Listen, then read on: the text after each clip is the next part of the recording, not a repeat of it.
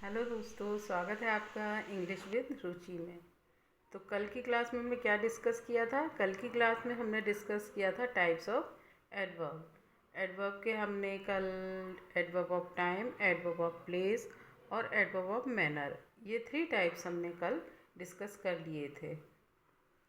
और मैंने इन 3 टाइप्स को अच्छे से एक्सप्लेन किया था और उम्मीद है कि आपको समझ में आ गए होंगे।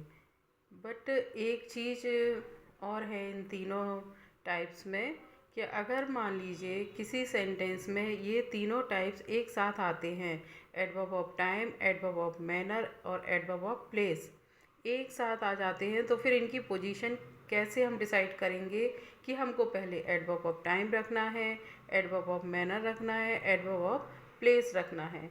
हम ये कैसे डिसाइड करेंगे? एक एग्जाम्पल से देखते हैं। सपोज करिए एक एग्जाम्पल है, she behaved foolishly in the theatre 2 years ago। He behaved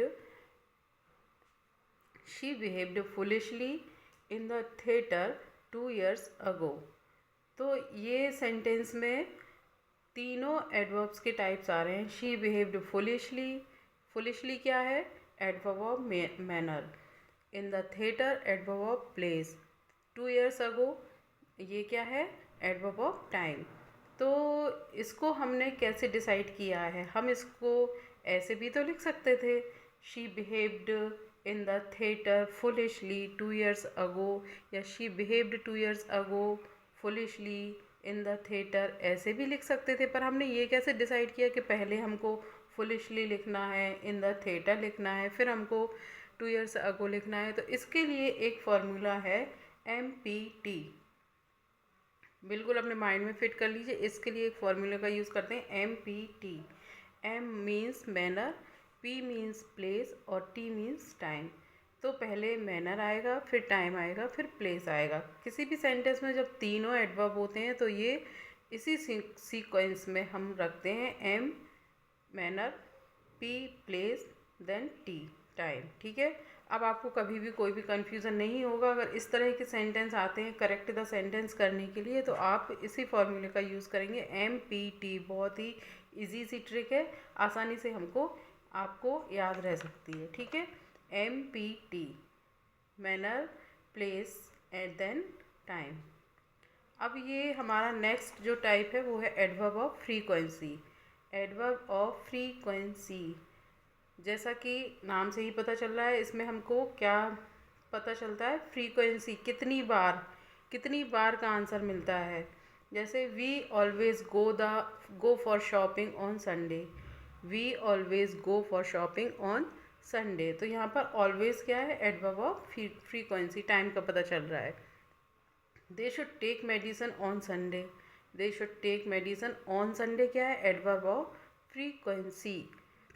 we seldom see them, seldom क्या है? Adverb of frequency.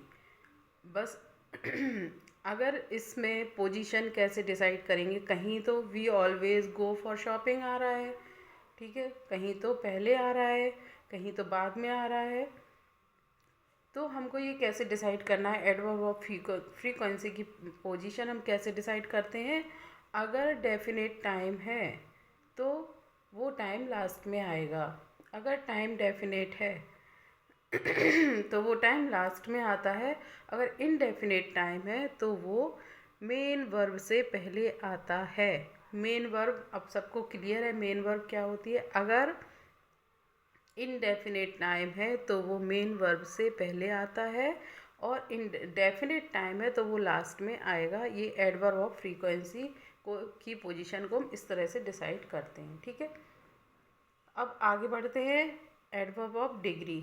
Adverb of degree, adverb of degree में हमको किसका आंसर मिलेगा? कितनी बार का, कोई भी काम कितनी बार हुआ है। एडवर्ब ऑफ फ्रीक्वेंसी में हमको कितनी बार का आंसर मिल रहा था, और एडवर्ब ऑफ डिग्री में कितनी बार का नहीं, कितने का आंसर मिलता है, कितना। ठीक है। एडवर्ब ऑफ फ्रीक्वेंसी में हमको कितने का आंसर मिलता है। एग्जाम्पल से देख लेते हैं, क्योंकि जब तक हम एग्जाम्पल नहीं देखते हैं, किसी भी चीज़ को प्रैक्टिकल नहीं करते हैं, और हम तब तक हमको कोई भी चीज़ अच्छे से क्लियर नहीं होती है। एग्जाम्पल से हमको बिल्कुल यूँ एक बार में समझ में आ जाता है। He is so good. He is so good, वह बहुत अच्छा है। वह कितना अच्छा है? So good. तो इसमें हमको कितना अच्छा है, कितना का आंसर क्या मिला है? सो, बहुत ज़्यादा अच्छा है। तो सो क्या हो गया? Adverb of degree. I saw a very cute innocent girl. I saw a very cute innocent girl. मैंने बहुत ही ज़्यादा सुंदर इनोसेंट लड़की को देखा। तो क्यूट क्यूट की डिग्री क्या है? वेरी। तो यहाँ वेरी क्या है? Adverb of degree. अब एडवर्ब ऑफ डिग्री की पोजीशन क्या होती है? एडवर्ब ऑफ डिग्री या तो एडजेक्टिव से पहले आता है या तो एडवर्ब से पहले आता है। जैसे कि गुड क्या है यहाँ पर? गुड एडवर्ब है, तो ये एडवर्ब की विशेषता बता रहा है। क्यूट क्या है? क्यूट एडजेक्टिव है, तो ये क्यूट की विशेषता नहीं, क्यूट की डिग्री बता रहा है कि कितनी ज़्यादा क्यूट है ना। तो इस तरह से बस इसकी पोजीशन को हमको याद रखना है, या तो ये एडजेक्टिव के पहले आएगा या तो एडवर्ब के पहले आएगा।